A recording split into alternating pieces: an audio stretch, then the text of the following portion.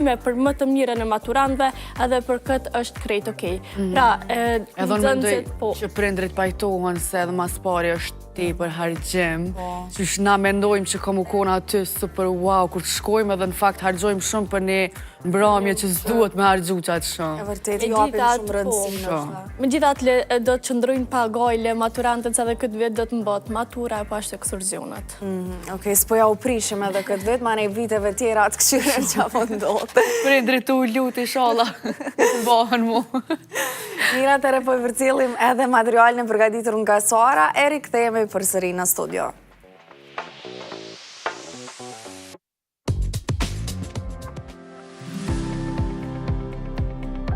Ndonë se Drejtoria Komunale e Arsimit në Prishtinë është përfolur se ka marrë një vendim për të pezulluar përkohësisht organizimin e ekskursioneve dhe maturës si aktivitetet për përmbylljen e vitit shkollor. Drejtori i Arsimit, Samir Shahini, ka potencuar se nuk ka ndalim për këto aktivitete, thjesht ka pasur pezullim për realizimin e draftit ligjor për këto aktivitete deri tek ceremonitë e maturës.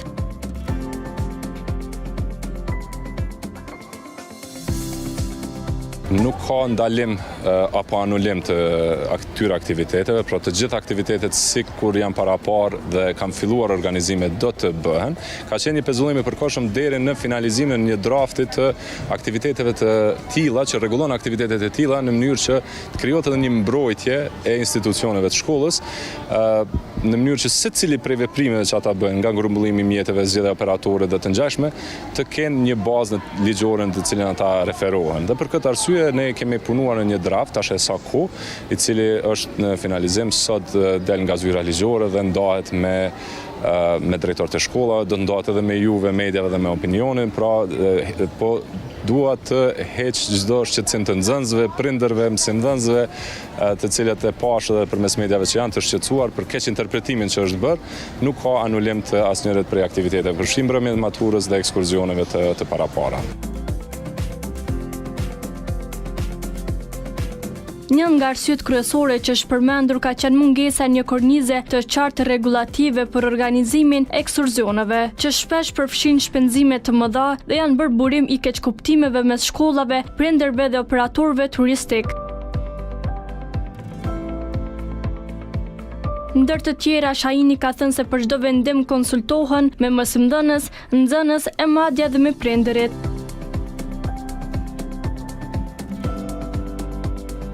Sipas tij, kjo situatë është keq interpretuar, andaj të gjitha aktivitetet do të mbahen në përputhje me rregullat ligjore.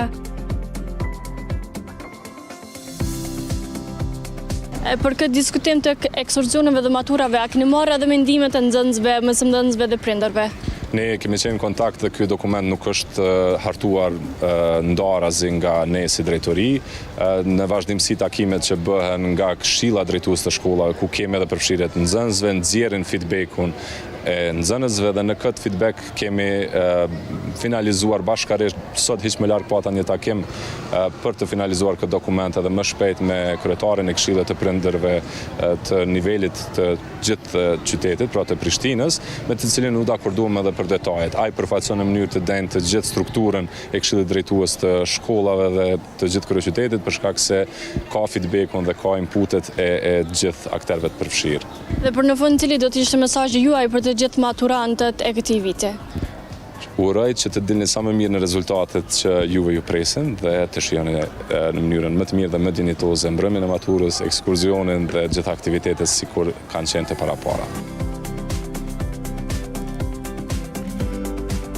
Ndërkohë, ky diskutim ka ngjallur reagime të ndryshme edhe tek rrjeti prindërve të Kosovës. Gazmend Gjota nga ky rrjet, përmes një përgjigje me shkrim, ka potencuar se kanë qëndruar për krah këtij pezullimi të përkohshëm të Drejtorisë së Arsimit në kryeqytet.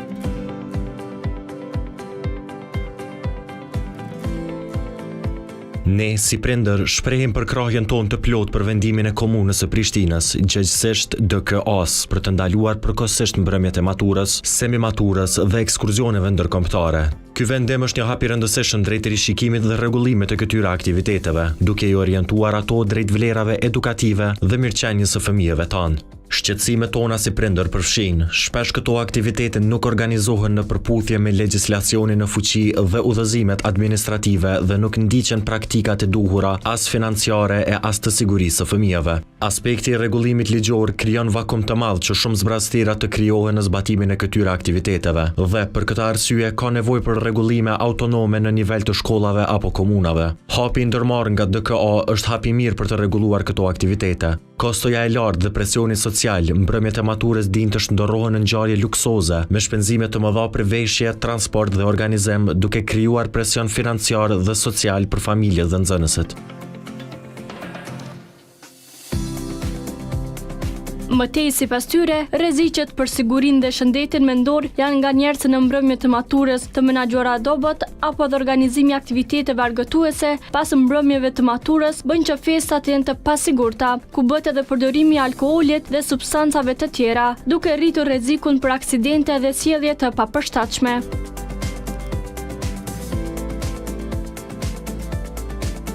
Ndryshe, autoritetet arsimore në të gjithë vendin shpesh herë kanë diskutuar lidhur me këtë çështje, andaj çdo herë është kërkuar mirëkuptim nga të gjithë palët e përfshira dhe kanë theksuar se gjithmonë po punojnë në funksion të përmirësimit të cilësisë dhe etikës në sistemin arsimor.